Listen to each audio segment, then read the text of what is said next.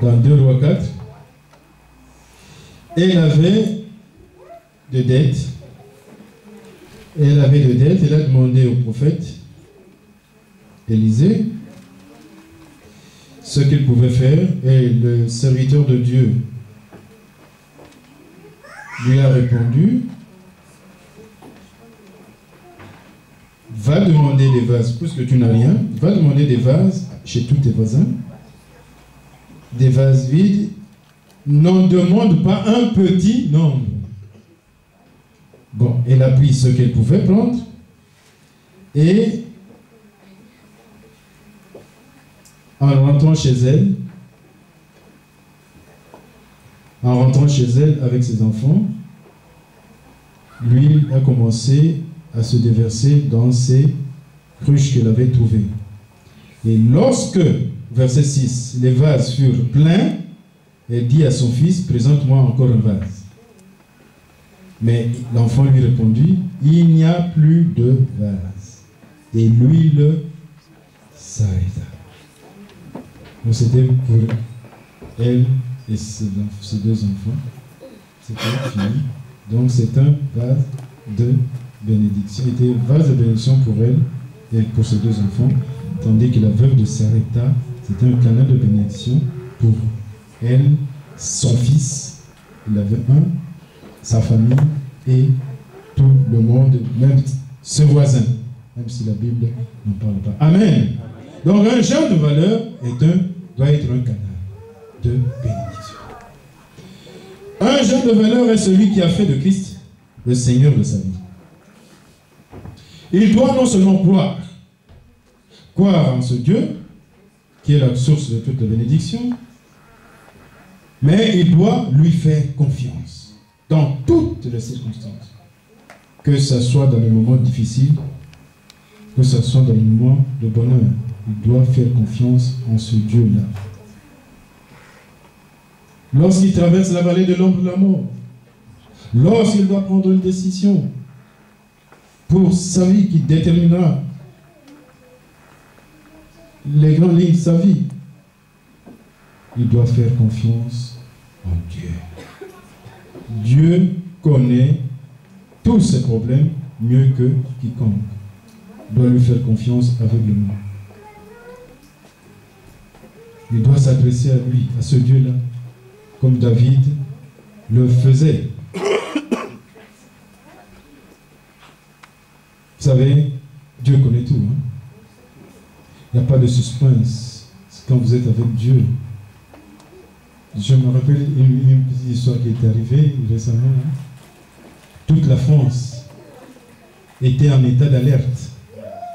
Maximum pour voir si leur équipe de football sera éliminée ou pas. J'avais dit la veille à un collègue français, il m'a dit, je dis, toi tu crois au miracle? Je ne crois pas. La France est éliminée. Et déjà éliminée, il n'y aura pas la Coupe du Monde. Tu ne crois pas au miracle? Il y aura un miracle. Et voilà, le Seigneur avait déjà annoncé que la France ira au Brésil. Donc il n'y avait pas de suspense, pour ceux qui savaient que, alors que toute la France entière était là sur le qui-vive. Partiront pas. Partiront pas. Et on a vu que Dieu avait tout vu. Tranquillisez-vous, la France va gagner, ira au du monde. Voilà. Même les petits détails de la vie courante, Dieu sait. Amen. Dieu connaît tout. Donc, avoir la foi, sans la foi, il est impossible d'être agréable à Dieu. Car il faut que celui qui s'approche de Dieu sache que Dieu existe et qu'il est le rémunérateur de ceux qui le cherchent. Amen. Mais à l'heure actuelle, malheureusement, beaucoup préfèrent prendre le raccourci. Et surtout les jeunes. Mais, je le dis, c'est à leur risque et péril. Car consciemment ou inconsciemment, font des pactes avec le diable. Amen. Ils vendent leur âme à Satan pour un gain qui est éphémère et bien de ce monde. La Bible d'ailleurs nous dit ce sont des choses du néant qui n'apportent ni profit ni délivrance parce que ce sont des choses du néant. Amen. Laissez-moi vous demander, que servirait-il à un homme de gagner tout le monde s'il perdait son âme? Il n'a rien fait. Il n'aura rien fait. Amen. Et la parole nous dit dans le livre de Job, chapitre 1, verset 21, « Je suis sorti nu du sein de ma mère, et nu, je retournerai dans le sein de la terre. » Amen. Et 1 Timothée, chapitre 6, verset 7, ajoute ceci. « Car nous n'avons rien apporté dans le monde. Et il est évident que nous n'en pouvons rien emporter. Regarde, tous les rois, leurs chagrins, les présidents Mobutu, et tout ça, le président Yadema, ils sont partis, ils ont tout laissé. On nous avait dit que Mobutu était milliardaire. Où sont ces milliards? On n'est pas parti avec ces milliards. Même ceux qui sont restés n'ont pas vu la trace de ces milliards. En Suisse. Les Suisses, ils les ont pris. Et ces enfants n'ont pas eu ces milliards. Amen. Amen. Donc, on est venu nu, on rentre nu. Donc, ça ne sert à rien. Ça ne sert à rien. Vanité de vanité, mais que vanité. Pourtant, la parole de Dieu nous encourage plutôt d'être riches. Amen. Mais pour accomplir de bonnes œuvres. Amen. Mais si on est poussé par l'esprit de cupidité, on ramasse de l'argent pour soi-même. Regarde, écoutez ce que dit la parole dans Jacques 5. Jacques 5, verset 2. Dans le livre de Jacques, le verset 2.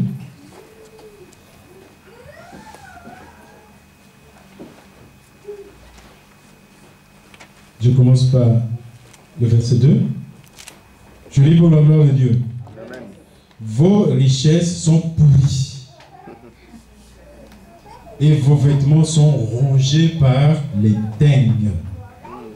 Votre or et votre argent sont rouillés et leur rouille s'élèvera en témoignage contre vous et dévorera vos chairs comme un feu.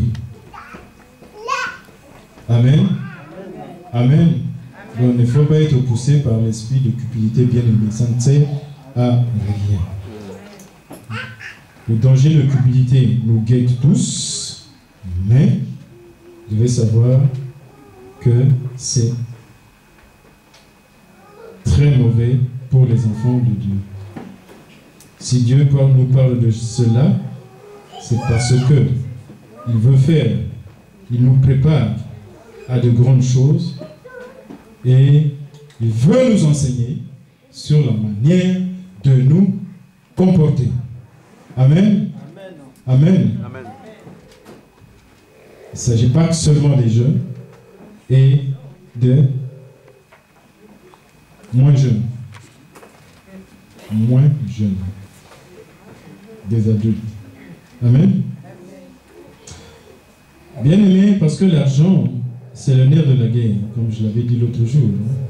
L'argent et les femmes sont utilisés par l'ennemi, Satan, le diable, comme hameçon. pour attirer. Pour attirer les gens, pour amorcer les gens vers la convoitise. Un jeune de valeur doit avoir l'esprit alerte, suffisamment alerte pour déjouer ces pièges. Amen. Même dans les églises, hein, il s'introduit. L'ennemi introduit des sirènes, introduit des Jézabel, etc., pour déstabiliser, détruire l'œuvre de Dieu avec l'argent. Et les églises qui ne se laissent pas conduire par le Saint-Esprit ont du mal à les détecter.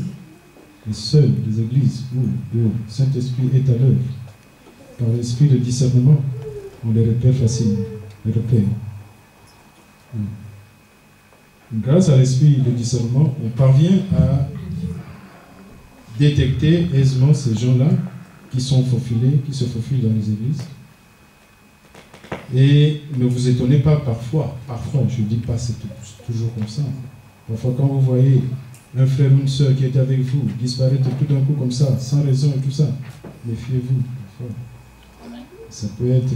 Parce qu'il s'est vu détecter, alors il a pris la poudre d'escampette, comme on dit. Il a disparu sans dire le mot. Même si ailleurs il a dit, bon, il invoque ces mensonges, mais il sait, on l'a vu. Amen, il n'est plus à l'aise, il s'en va, laissez-le tranquille, là où il est parti. Amen. Amen. Amen. Tout chemin mène à Rome, mais un seul chemin conduit à Dieu, c'est Jésus-Christ de Nazareth.